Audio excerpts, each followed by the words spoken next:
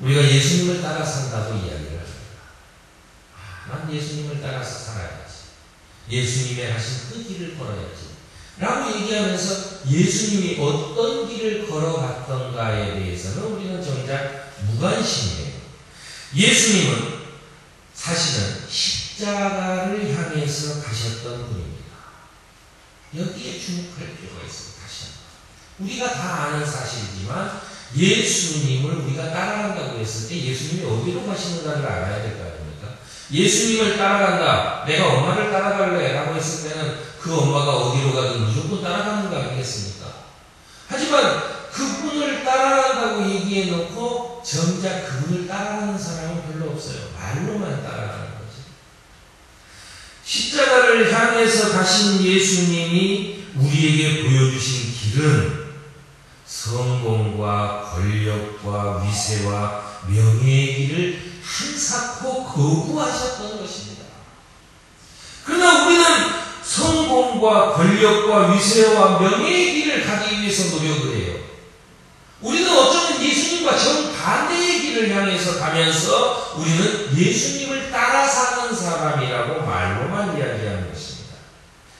예수님께서는 언제나 연약함과 무력함, 그리고 긍휼하심, 그리고 사람들의 머리에서 잊혀진 그런 길들을 택해서 가신 분입니다.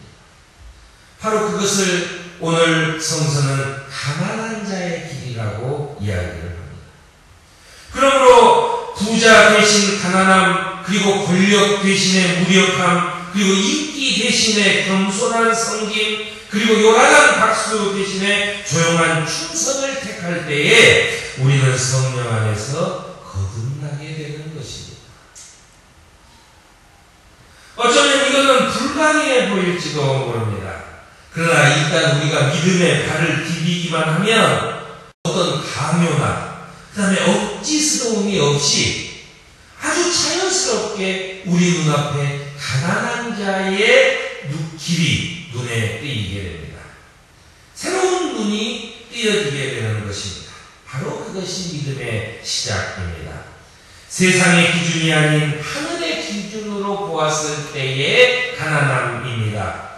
무엇보다도 세상의 기준과 다른 우리 자신의 가난함, 두려움, 그리고 회의감, 그리고 무력함, 그리고 연약함, 이런 것을 발견하게 되는 것입니다. 그것은 세상에서의 가난함과 전혀 다릅니다. 세상에서의 가난함은 무엇을 가난하다고 얘기합니까? 돈이 없는 상태를 가난하다고 이야기를 합니다. 우리가 신앙인이라고 했을 때 어떤 사람에게 저 사람은 참 가난하구나 라고 불쌍히 여길 때 그 사람의 어떤 측면을 가난하게 보아야 되겠습니까? 그나저나 그 사람이 돈이 없는 것? 아니요. 그것은 세상에 가서 할 일입니다.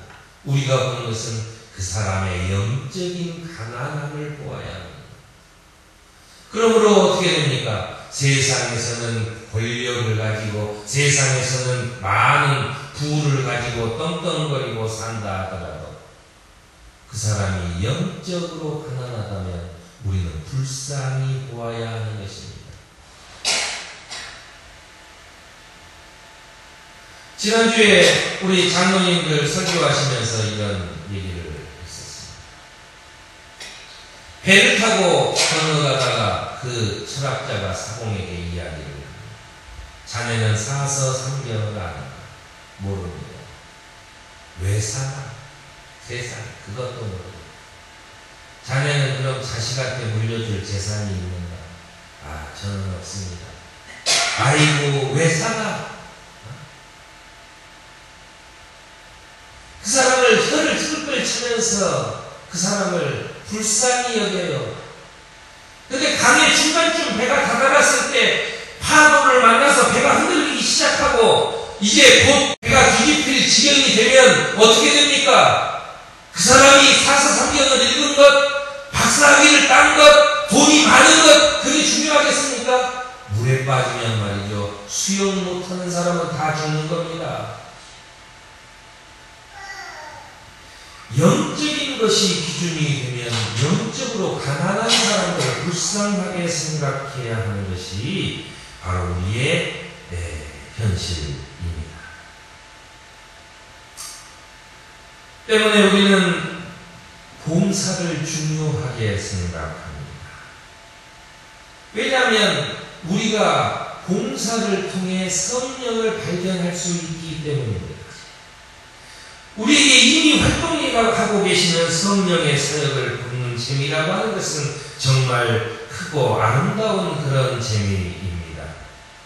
그래서 봉사는 남에게 베푸는 것이 아니라 내가 성령의 활동하심을 실시간 생중계로 보는 그런 즐거운 재미를 우리에게 줍니다. 여러분, 유럽에서 축구를 한다고 했을 때 우리는 밤을 새워서 축구 경기를 관람을 합니다. 내가 차는 것도 아니고 내 친척이 차는 것도 아니고. 그런데 뭐하러 우리나라가 경기를 한다고 해서 저 유럽 그 밤중에 새벽 3시, 4시에 하는 경기를 보기 위해서 밤을 새고 그것을 봅니다. 그것을 보는 특별한 재미가 있기 때문이겠죠. 거기에 특별한 재미를 느끼지 못하는 사람은 그냥 잠을 자면 되는 것입니다. 우리가 봉사를 하는 이유는 우리가 있는 것을 남에게 나누어 주기 때문에 하는 것 아닙니다.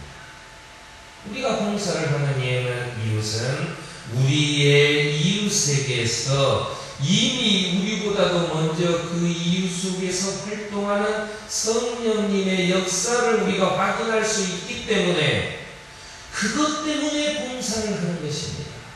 우리가 텔레비전을 끄고 밤을 새고 앉아있는 것처럼 우리가 이웃에게 봉사하는 이유는 바로 그 성령의 사역하심, 성령의 일하심을 우리가 그걸 통해서 볼 수 있기 때문에 우리는 성령의 역사하심을 생중계로 보는 봉사를 하고 있는 것입니다.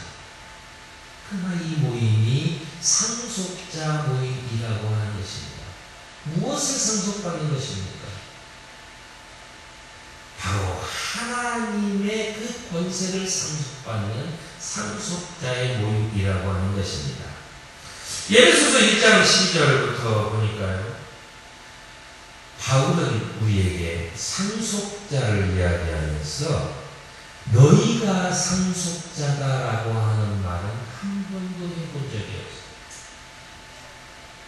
바울은 상속자를 이야기할 때 우리를 상속자로 삼으셨다고 이야기를 합니다. 그러니까 정확하게 따지면 내가 내 믿음으로 하나님의 상속자가 되는 것이 아닙니다. 우리가 하나님의 상속자가 되는 것입니다. 우리가 누굽니까? 바로 우선순위가 가장 낮게 여겨지는 이 숨어있는 이 영적 공동체. 이 영적 공동체를 통하여 상속자로 삼으셨다라고 하는 이야기입니다. 우리를 상속자로 삼으신 것, 그 모임은 하나님께서 숨겨놓으신 가장 작은 모임 속에서 벌어지는 일이다라고 하는 것입니다. 그러므로 에베소서 1장 12절에 그리스도께 맨 먼저 소망을 둔 우리로 하여금 하나님의 영광을 찬미하는 사람들이 되게 하려는 것, 바로 그것이 우리를 상속자로 삼으신 이유입니다. 세상 사람들과 다른 기준이라는 것은 바로 맨 먼저 소망을 둔 것이 무엇이냐 하는 그런 문제입니다. 돈, 그리고 명예, 그리고 권력, 이런 것을 맨 먼저 소망을 둔 사람들이 있습니다. 아니요. 요즘의 세상을 보니까 언젠가부터 우리에게는 당장 입에 풀칠하는 것이 제일 우선순위로 살고 있는 사람들이 아주 많이 있습니다.